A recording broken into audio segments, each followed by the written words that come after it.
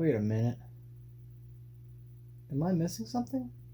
And that's pretty much it, except the anime, the ecchi anime that I am actually watching right now, and then maybe I'll make a video talking about it because it is not fun to watch. The Testament of Sister New Devil is a 2015 ecchi anime that has paper-thin characters, a boring-ass story, and too many titties shown on the screen. I didn't really like it, and you should not watch it. Alright, there you go. That's the summary of what I'm going to talk about inside this video. So if you don't want to watch the whole thing, that's pretty much it.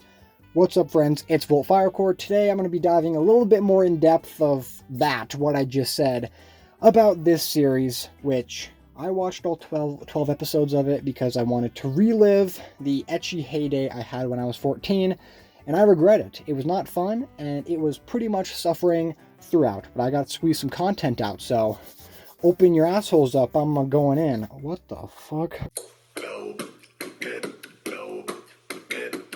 As you can expect if you've watched an ecchi anime, the characters are not the strong point of the series. It's more the bodies of the characters and the designs that really matter, which that's a whole thing in its own, but the characters and their actual stories and personalities kind of suck ass. Of course, we have the females, which I do not really expect them to have too much going for them, since their whole purpose is just to show skin. But, oh boy, the main character, I forgot how bad these chivalrous main characters are. And what I mean by that is our boy, Basara, I don't remember his last name because I really don't give a shit, has the classic Prince Charming attitude for the entire series.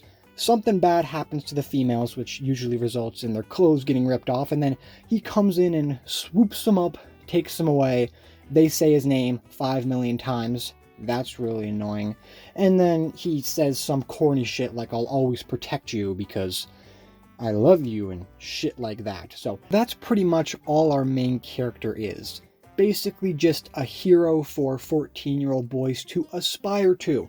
They want to get the girl, they want to be the hero of their own story, and I'm not gonna lie, when I was 14, 13, when I watched shows like this, I wanted to have women swooning over me because I was so powerful and cool and manly and shit like that, but after watching it, and since that same kind of story plays out for every single episode, it gets really annoying really fast. Now, before I move on to the next section, because I kind of skipped over the females of this series really quick, I think I'm going to give it a little bit of limelight, even though they literally have nothing to offer. Like I said, they're there to show skin, so they don't really need much of a personality besides maybe a classic anime trait like tsundere personality at sometimes, or really loyal personality at sometimes. There's not much. It seems they're set there to be in trouble, to do nothing, or be like a little bit lower power level than the person they're fighting, and then barely get saved by main character who protects them loyally. So they're just more ways for the main character to look cooler. I'm not expecting much. It's an ecchi anime, but like the main character, it kind of gets annoying after they get into trouble another time and just follow him around because he's so cool. There's a big dick in my walls, hard on. Moving on, let's talk about something that, unlike the characters, which I had like moderate hopes for and they were absolutely stomped on, let's talk about the story, which I went into this series expecting a trash story, and guess what I got? A trash story. But let's talk about it regardless. So to totally boil down the story of this series, there are two tribes of people. There are the heroes, and they're like the demons. There's probably other stuff, but that's the basic thing you have to know. Our main character is a hero. Red hair is a demon. He's not supposed to be protecting her, but since they love each other and shit like that, he decided to protect her. A lot of people want to kill her because she's the demon lord's daughter, and he's gonna try his best to protect her from all of the evil people. I already kind of touched on how the story is kind of just built to show how cool the main character is at Prince Charming, or saving the female every single time something bad happens. So let's talk about some of the minor plot things, because there's really not much to talk about inside the story. It's just time after time again, someone tries to take the female, and then he chases after them, says her name. She probably gets molested or something, since this series likes boobs and shit like that. And then he protects him like, you dare touch her boobs, and then they get chopped in half. Speaking of boobs, this show really likes groping. If I had to like put like a title above this show, it would be Groping the Anime. Because there are a few ecchi animes out there that don't want their etchiness to just be out of nowhere. They want it to be a plot point. So inside of this series, to power up the females, they have to be groped in, have weird things done to them to make them stronger. I should also mention this, it's not too big of a plot point, but they become his sisters, so that's something. They like to say Oni-chan out of nowhere, and it makes me want to rip my eyes out. And also, they become his slaves, and they get, like, shocked if they're disobedient. Really weird. Not a big fan of that. But to power these slaves up and level them up like Pokemon, he has to do weird things to them. So the series made a way for weird, creepy things to happen just out of nowhere, so that's something. So you might be asking yourself at this point, is there anything else? Anything else to talk about regarding the story? Like just anything that you can tell me, Mr. Volt Firecore, that could make this story more interesting? No, not really. This story is fully dependent on the etchiness that happens with the characters and the power fantasy of the main character, and the story just follows that. So even if I wanted to spoil this story, unless I give you like specific names, which you won't even know, I think this is the only series that I've watched so far that I can't spoil. I could go to someone who loves these kind of shows and be like, he protects the female 12 episodes in a row. And sure, that would technically be a spoiler, but it wouldn't ruin anything. This is the unspoilable show. So I'm just going to move on to the next part, since this has no more conversation necessary for it. Fortnite Battle Pass.